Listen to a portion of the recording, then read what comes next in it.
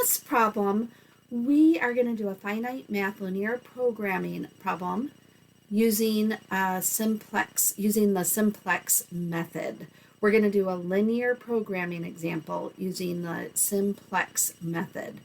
And this one, when we say simplex, that word simplex could be a little misleading because this one has what we would call mixed constraints. We notice here in this problem we've got a less than 14, a less than 18, and then a greater than 8. When they're mixed like this with less than, greater, we're going to have to interject some extra slack variables and other pieces to the problem. We're going to have to introduce an M, a big M, to be able to interact with these when we've got mixed constraints. So the first thing to notice is look at the problem, and if we have mixed constraints, meaning some are less than, some are greater than, and when I say that, I'm really only referring to these first three inequalities, right? Because this next one, we're always simply saying that the x1 and x2 have to be non-negative. Our solution for x1 and x2 can't be negative values. They have to be greater or equal to 0. But in these first three inequalities, we need them all to be the same or introduce some additional steps to the problem. So that's why this problem is a little bit more challenging. The next step is to add in our slack variables because we want to write an equation, a related equation. So if we have the x1 plus 2x2 is less than 14, we can think of the part on the left, the x1 plus 2x2, is less heavy, so higher on a teeter-totter than the 14. And if we wanted to even them out on the teeter-totter, we would have to add some weight to the left, correct? Do you see that? So what we're going to do is add this constant, this s sub 1. It's not a constant yet, but once we find the s1, it would be like a constant. We're going to treat that s1 kind of like a constant. Same thing for the second equation. The 2x1 plus x2 is less than 18. So this piece on the left is lighter, smaller, less than the 18. To get them equal, we're going to have to add something on the left. Now watch what happens with the third one. Because did you wonder why, when you were doing some of these examples on your own, did you wonder why this slack variable, this s sub 3, why the s sub 3 had to be subtracted? When we have an x1 plus x2 that's greater than 8, then we're saying that this part on the left is greater. So on a teeter-totter, it'd be lower. If we want it to equal 8 pounds, and it's already greater than 8 pounds, we're going to have to subtract something so that it comes up level, right? So we're going to subtract an S3. Next step is this, that if we have a subtraction of a slant variable, we've got to introduce a new piece because we have a surplus variable. It's surplus because this is the amount by which that left side exceeded the right side. So this left side was heavier, right? The left side was heavier than the 8. In this negative S3, we're subtracting the surplus. We're subtracting what made it heavier. We're subtracting the surplus. And the surplus is the amount that the left exceeded the 8, the amount on the right. Slack variables, this s sub 3, can't be negative, so we have to now introduce an a sub 1, an artificial variable, we call it. We're going to introduce this artificial variable when there's a surplus variable, or in other words, when we are subtracting the slant variable, or in other words, when we had a greater than.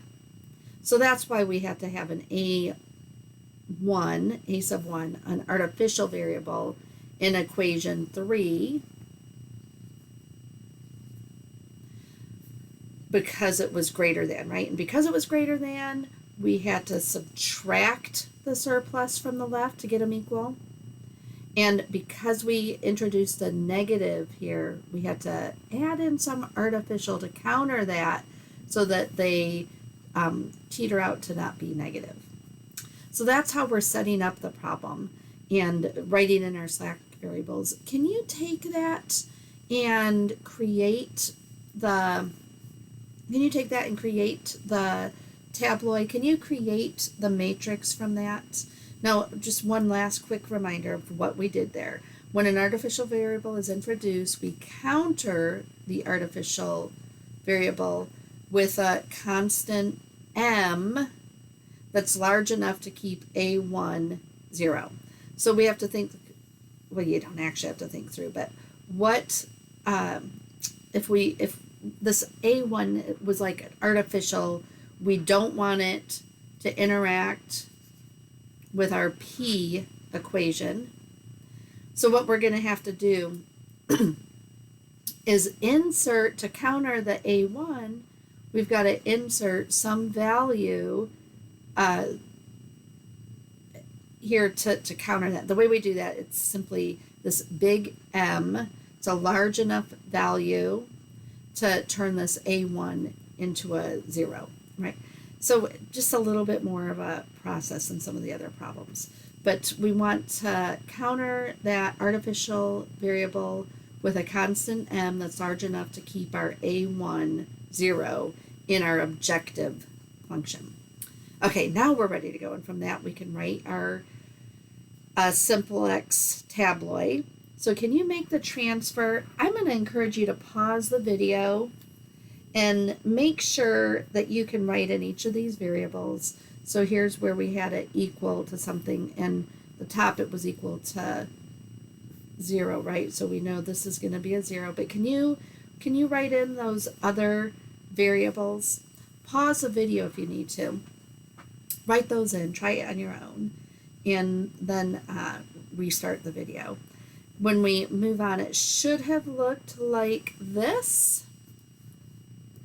Here's the completed piece. And the first step, here we are where I'm going to start listing, now that we have our matrix set up, our tabloid set up, we're going to keep a running list over here on the right of the steps we're doing. The first step is we've got to eliminate that m, and to eliminate that m down here, we're going to do, we're going to bounce off of this 1. I covered it up, so let me erase some of that I marked up. We're going to bounce off of this 1 to eliminate this m. Do you see how we could do that? If I multiplied this 1 from row 3 times the opposite of m, I'm going to be able to add that to m and get a new row. Here's what that would look like. Let me insert that negative m on each of those.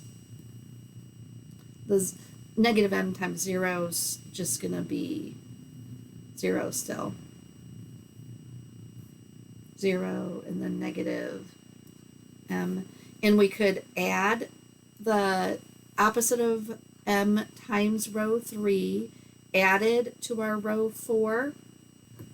So we'd have negative m minus 3, negative m minus 8, 0, 0, m, the opposite of m, 1, and negative 8m.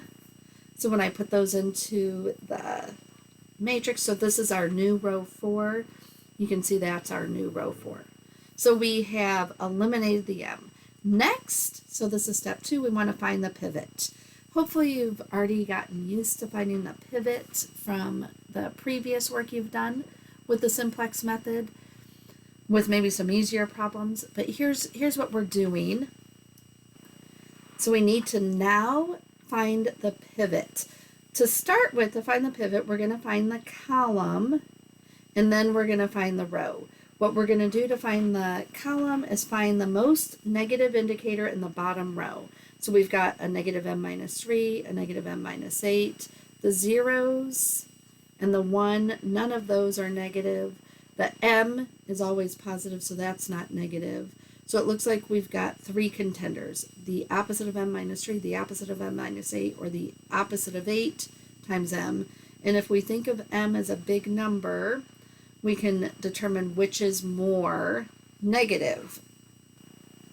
So again, the pieces we're looking for are the part that I have highlighted here. It's either the negative m minus 3, negative m minus 8, the m. Those are the ones that we can think through. Oh, I don't know why I added a negative there. And remembering that m is already positive, we really only need to look at these 2.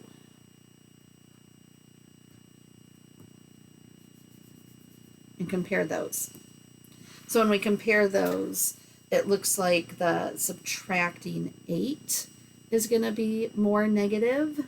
So we have found our pivot column. Next, now that we found our pivot column, column 2, next we're going to find our pivot row. The pivot row is a little bit more complicated, but it's doable. We take our 2, 1, and 1, and we divide those into 14, 18, and 8. So it's 14 divided by 2, 18 divided by 1, 8 divided by 1.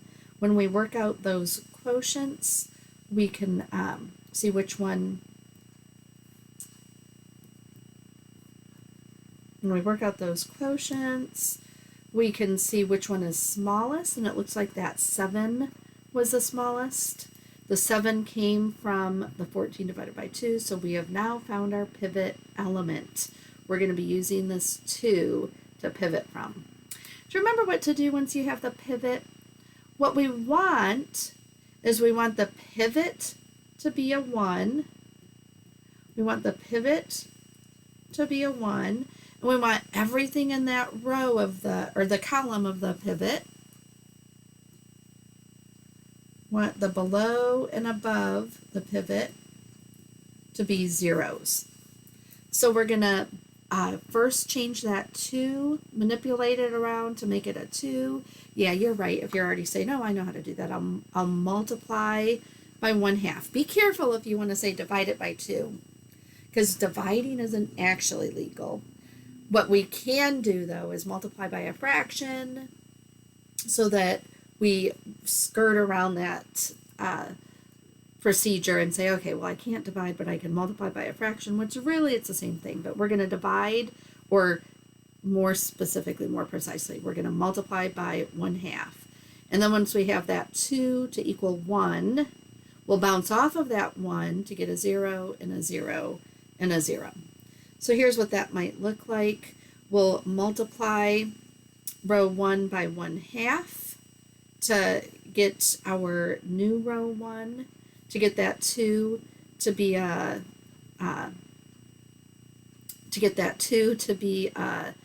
1, and that gives us 1/2, 1, 1/2, 4 zeros and a 7, right? So we've multiplied everything in row 1 by a 1/2. And then once we have a 1 there, we could do the opposite of row 1 plus row 2 to attack this 1 and turn it into a 0. And then the opposite of 1 times our new row 1. Here's our new row 1, right? So we're using this row, not this row. We've replaced that row 1 with the 1/2, 1, 1/2, 0, 0, 0, 0, 7. Multiply that by the opposite of 1 and add it to row 3, and we'll get our new row 2 and our new row 3. Could I encourage you to try that arithmetic yourself so that you can build your confidence? and practice that skill of doing them really carefully so that you always get better and better.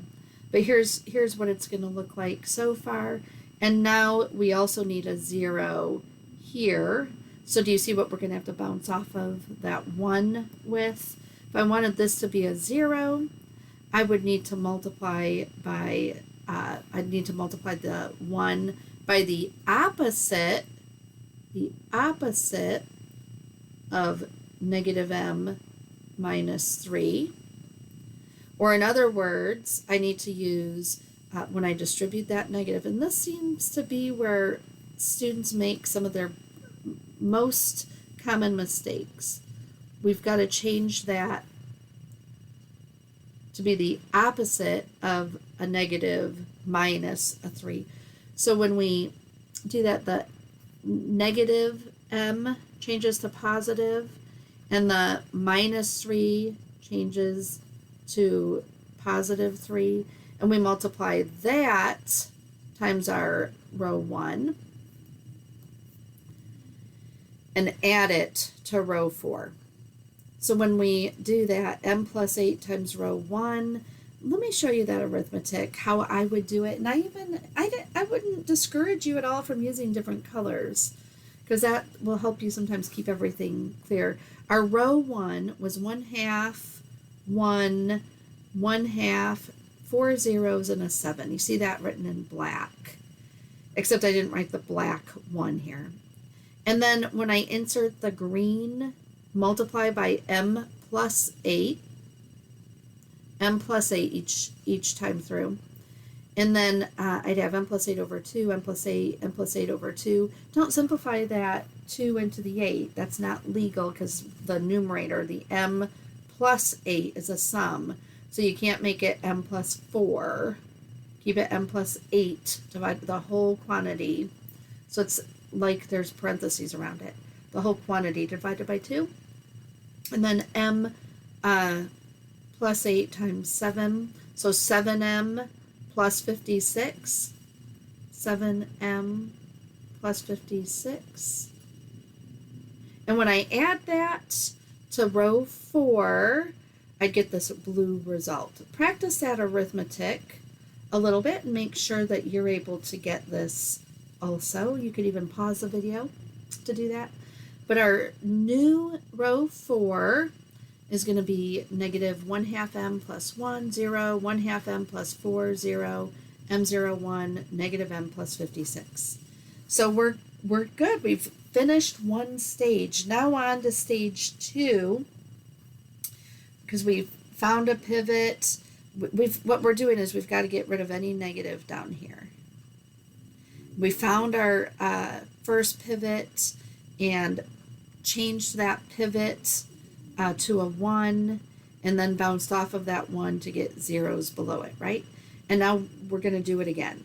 So we're going to repeat stages 2 to 4. Find the pivot. That's the most negative indicator in the bottom row. That's going to be the negative 1/2 m plus 1. So here's our pivot column. And then to find the pivot element, we're going to divide those numbers, the 1/2, the 3/2, and the 1/2. We're going to divide those into the 7, 11, and the 1. We get a 14, a 22, and a 2. 7 divided by 1/2. That's the same as 7 times the reciprocal of 1/2. So 7 times 2 over 1. 11 divided by 3/2. That is 11 times 2, 22, divided by 3. And then, what was this last one? 1 divided by 1/2. So that's going to be multiplying 1 times 2 to give us a 2. And that's why this 2 is what we're going to select as our smallest quotient. So our new pivot element is going to be this 1/2. Where did the 1/2 get selected from? It got selected from finding the smallest quotient when we divide the value in the last column divided by the value in the first column. So we have our new pivot, the 1/2. We're going to manipulate that 1/2 to turn it into a 1. And once we have a 1, and we can do that, we can turn this 1/2 into a 1 by saying 1/2 times 2, so 2 times row 3 is going to be our new row 3. So we're going to multiply each of these by 2. Oh, that's nice, isn't it? So when we multiply this whole row by the 2, we eliminate all the fractions.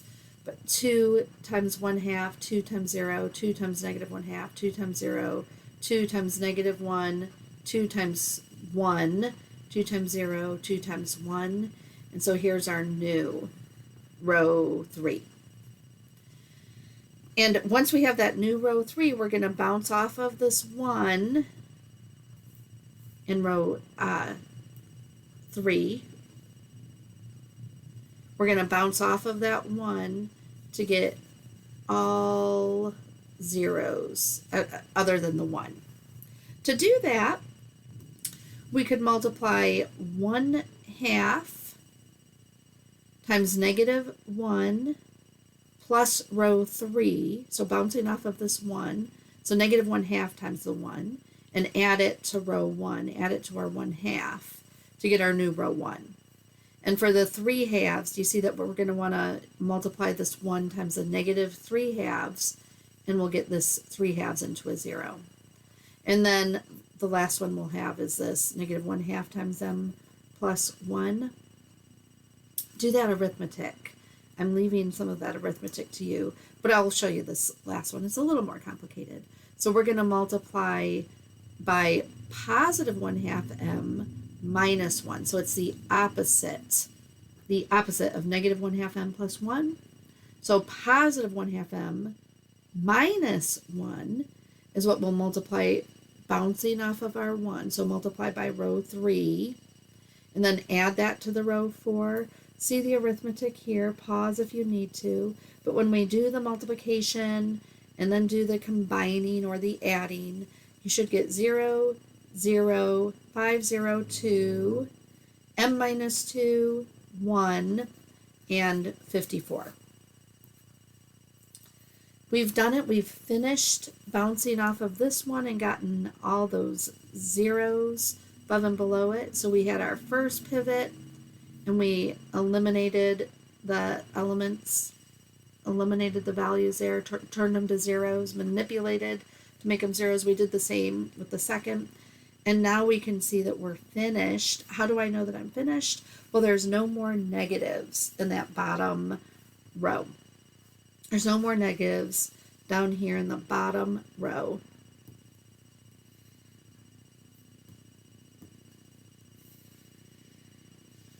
Because remember that m is a large positive, right? So when we don't have any more negatives down here, we are finished with the manipulating, and we're ready to just find our optimal value. So we can use, we've transformed the pivot to a 1 and got the zeros and repeated, and now we can find our optimal solution.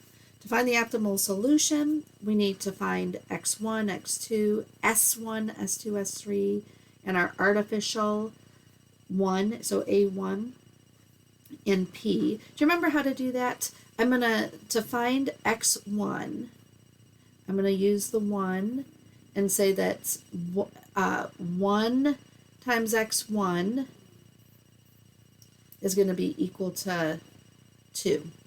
When we have those other zeros in there, we could find that x sub 1 is equal to 2.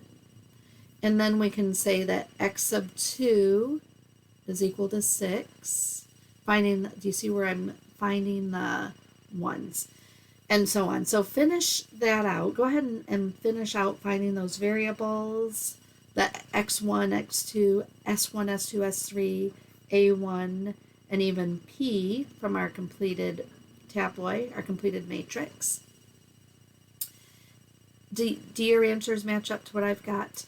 X1 equals 2, x2 equals 6, S1 S1 is going to be equal to 0, S2 is going to be 8, S3 is going to be, so here's our S2 is 8, our S3 will be 0, and our artificial is 0.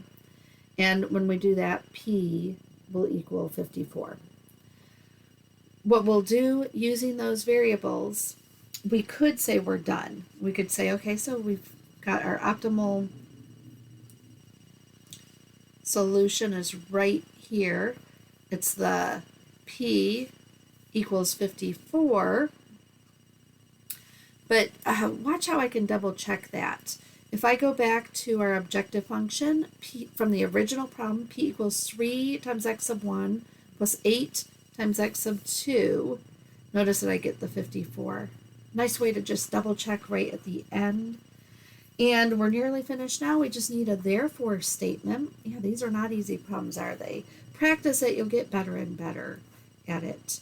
But the therefore statement, therefore the maximum P is equal to 54 when x sub 1 is 2 and x sub 2 is 6.